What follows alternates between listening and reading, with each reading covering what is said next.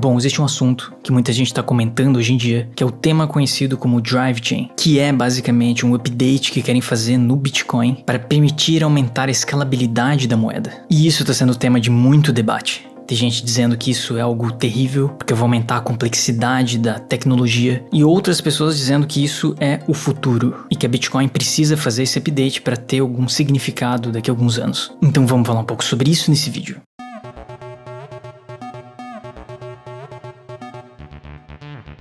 Então, Drive Chain, na verdade, seriam duas propostas que estão sendo feitas para a melhoria do software do Bitcoin. A número 300 e a número 301. E BIP representa Bitcoin Improvement Proposal. É o nome que é dado quando alguém quer fazer uma proposta de melhoria no código do Bitcoin. Isso aqui até já é uma coisa meio antiga, né? Essa primeira proposta, a BIP 300, ela foi criada em 2017 pelo Paul Stork, que a gente já vai falar um pouco sobre quem que é esse cara. E a BIP 301 é um pouco mais recente, mas ela foi criada em 2019. Então são duas propostas aí de modificação ali no software do Bitcoin que permitiriam a criação de sidechains. E sidechains é um conceito bem interessante, que é basicamente a ideia de você ter várias blockchains conectadas em uma blockchain principal. Então você teria, por exemplo, a blockchain da Bitcoin e você poderia ter inúmeras sidechains conectadas nessa blockchain principal, e as bitcoins simplesmente iriam sair da blockchain principal e iriam para essa sidechain. Existiria o que eles chamam de um peg, uma conexão ali entre essas duas blockchains. E essa ideia de sidechain é bem interessante porque pode ser uma forma de aumentar a escalabilidade do Bitcoin. E assim, isso não é um conceito novo, né? A própria Lightning Network, que já está bem estabelecida e que funciona muito bem, é uma espécie de sidechain, uma corrente paralela que permite a escalabilidade do Bitcoin. Só que esse projeto, o Drive Chain, seria um pouco diferente de como funciona a Lightning Network, porque permitiria basicamente que qualquer projeto fosse criado em uma sidechain. Então muita gente tem apontado que se esse update aqui for realmente realizado no Bitcoin, realmente aprovarem aqui esse BIP 300 e o BIP 301, isso seria o fim de todas as outras altcoins, de todas as outras criptomoedas. Porque não faria sentido nenhum alguém criar uma altcoin, uma criptomoeda, usando sua própria blockchain, se seria possível agora criar uma sidechain, que seria essa outra corrente conectada na corrente principal da Bitcoin, que atualmente é a mais segura. Então, se esse update acontecer, muita gente tem apontado que tornaria todas as outras criptomoedas irrelevantes. E assim, eu não me considero uma pessoa super inteligente, mas também não me considero uma pessoa extremamente ignorante. Mas lendo aqui esses BIPs, o BIP 300 e o BIP 301, que é o que permitiria que Drive Chain existisse, isso aqui é uma coisa extremamente complexa. A forma, pelo menos, que eles criaram esses textos aqui, descrevendo como é que funcionaria a Drive Chain, é algo de extrema complexidade. O objetivo, por exemplo, desse BIP 300 é criar o que eles estão chamando de Hash Rate Scrolls, que seria uma forma de validar transações não usando uma chave criptográfica, mas sim usando o próprio hash rate de mineração. Então, alguns tipos de transações só seriam validadas depois de um grande número de blocos. E o BIP 301, eles estão implantando o que é chamado de Blind Merged Mining, que é um conceito também bem complexo, mas basicamente seria uma forma de inserir informações em um bloco de transação, pagando o minerador para inserir essa informação. Então você poderia passar um hash de transação para um minerador de Bitcoin, e ele incluiria aquele hash dentro do bloco que ele estaria minerando. E seria esse hash de transação que seria o PEG, ou a conexão entre a blockchain da Bitcoin e a sidechain, essa outra corrente. E na verdade esse é um conceito até bem interessante, para ser sincero, porque poderia existir uma sidechain, sei lá, de tokens do Vasco, realizando um monte de transações entre as pessoas desse token, dessa outra criptomoeda, e essas transações estariam inseridas dentro de um hash, que seriam inseridas dentro de um bloco de transação da rede Bitcoin, simplesmente pagando o minerador, que já está gastando energia para minerar as transações na rede principal do Bitcoin. É um conceito meio engenhoso e complexo até certo ponto, mas seria uma forma de a gente conseguir inserir novas informações na rede Bitcoin, utilizando toda essa mineração e esse gasto de energia que está acontecendo, simplesmente pagando o minerador por isso. Então assim, esse conceito de Drive Chain é realmente uma coisa meio complexa. E exatamente por ser complexo que muita gente tem feito algumas críticas em relação a isso. Bom, da mesma forma que diversas criptomoedas aí que foram criadas nos últimos anos foram grandes golpes com o objetivo de tirar o dinheiro das pessoas e fazer pump and dumps aí pra simplesmente lucrar em cima de pessoas, com certeza terão um monte de projetos aí em sidechains que o grande objetivo vai ser realmente tirar dinheiro da galera. Então essa ideia de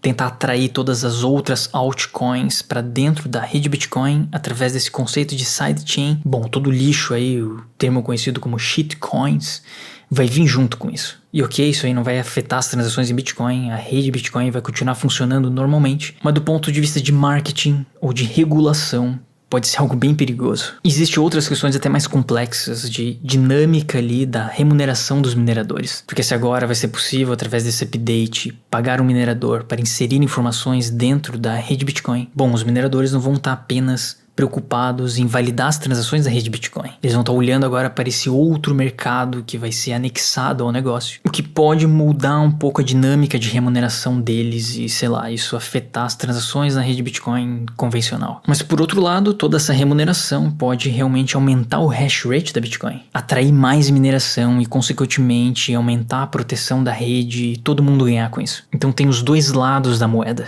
Então assim, pode ser que isso realmente funcione. Pode ser que esse Drive Chain, esse BIP300 e o BIP301 realmente seja algo que funcione. E isso seria interessante porque poderia trazer realmente uma escalabilidade para a tecnologia, né? Que a rede Bitcoin consiga processar ali milhares de transações por segundo. Só que em relação a Drive Chain, esse projeto tem algumas coisas que eu fico com o pé atrás. Eu simplesmente não consigo acreditar nisso cegamente. Bom, e um dos principais motivos é por causa desse cara aqui. Esse cara aqui, o Paul Stork, é o cara que idealizou esse negócio. E ok, ele provavelmente é um cara muito inteligente para ter conseguido chegar nessa ideia e ter pensado em tudo isso.